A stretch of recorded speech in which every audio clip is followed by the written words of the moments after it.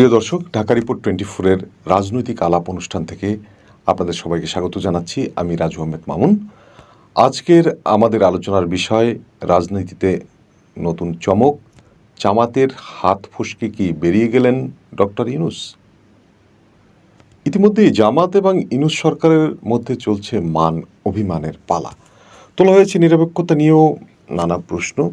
যদিও গত 10 মাসে দেশে ঘটে যাওয়া শত শত মব ভায়োলেন্স, বিরোধীদের বাড়িঘরে লুটপাট, হত্যা, মুক্তিযুদ্ধ সংশ্লিষ্ট স্থাপনায় হামলা, রাজনৈতিক বন্দীদের আদালতে হেনস্থা করে মানবাধিকার লঙ্ঘনের মতো ঘটনায় জামাত কিন্তু কখনোই এই সরকারের নিরপেক্ষতা নিয়ে প্রশ্ন তোলেনি।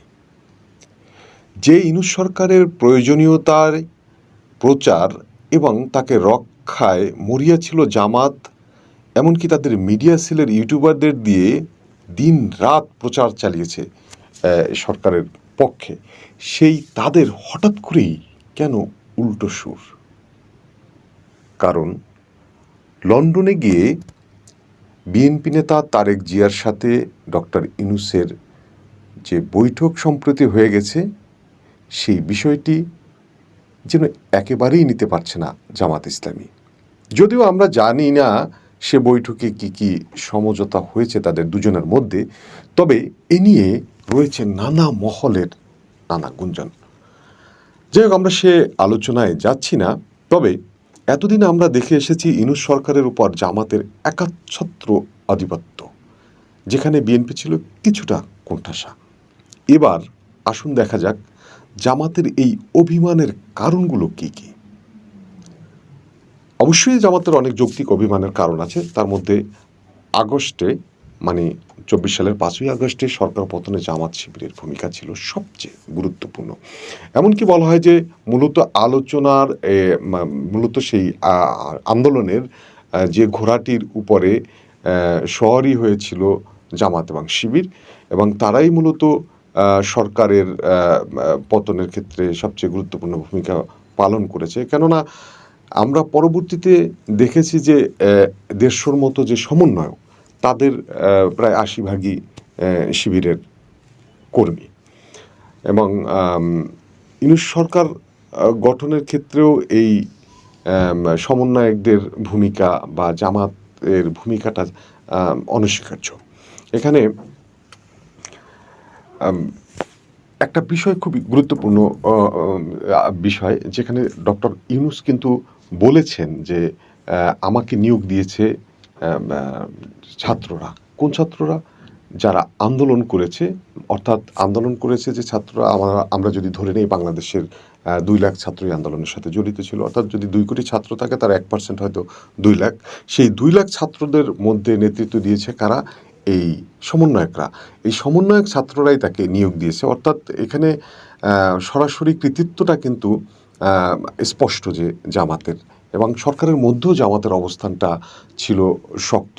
এবং এই একাচ্ছত্র আধিপত্যের জায়গায় হঠাৎ করেই তারেক জিয়ার সাথে আলোচনার মধ্য দিয়ে যেন জামাত একটা বিভীষিকার মধ্যে পড়ে গেছে, যে তাদের যে সরকার নিয়ে পরিকল্পনা, যেখানে তারা ইউনূস সরকারের দীর্ঘায়ু কামনায় দিনরাত তার প্রশংসা করে থাকেন এবং জনগণকে তার প্রয়োজনীয়তা উপলব্ধি করানোর চেষ্টা করেন, সেখানে হঠাৎ করে দেখলাম যে তারা উল্টো সুরে কথা বলছেন এবং নানা রকমের প্রশ্ন তুলছেন। এখন কথা হলো গিয়ে, এইখানে কে বড় খেলোয়াড়, জামাত না ডক্টর ইউনূস? হয়তো সময় আমাদের কাছে সেটা প্রমাণ করবে। তবে ডক্টর ইউনূস তারেক জিয়ার সাথে যে আলোচনায় মিলিত হয়ে যে সিদ্ধান্তই নিয়ে থাকুন, এবং সেটার পক্ষে যে দেখলাম আমরা বিএনপি নেতাদের একটা সরকারের প্রতি যে সম্প্রতি যে সহানুভূতিমূলক বক্তব্য বা তার পক্ষে অবস্থান নেওয়ার প্রবণতাটা, এটা আমরা কিছুটা হলেও বুঝতে পারি এর মধ্যে একটি জটিল রসায়ন রয়েছে, যেটা জামাতের ভালো লাগেনি। হয়তো বা জামাতের স্বার্থে সেই জিনিসটি কাজ করবে না। কেননা এখন সরকার, যে সরকারের উপর জামাতের কর্তৃত্ব আছে, সেই সরকার যতদিন থাকবে জামাতের কর্তৃত্ব সেখানে বেশি থাকবে। কেননা এই মাঠে যদি আওয়ামী লীগ ছাড়া নির্বাচন হয়, নিঃসন্দেহে সেখানে সবচেয়ে বড় পার্টি হিসেবে বিএনপি ক্ষমতা আসবে এবং তারাই সরকার গঠন করবে। সেখানে জামাত বিরোধী দল অথবা তার অবস্থান গৌণ হয়ে যাবে।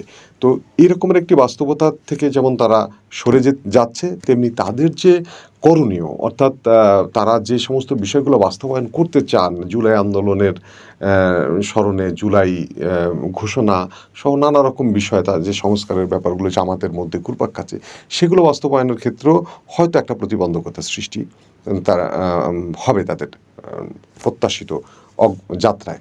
তো এখানে দেখা যাক যে সময় বলে দিবে যে ডক্টর ইউনূস বড় খেলোয়াড় না জামাত ইসলামী বড় খেলোয়াড়। কারণ জামাতের ট্রিমেন্ডাস খেলাই মূলত আওয়ামী লীগের পতন হয়েছে, যেটা বিভিন্ন মাধ্যমে পরবর্তীতে বিভিন্ন জনের বক্তব্যে আমরা দেখেছি।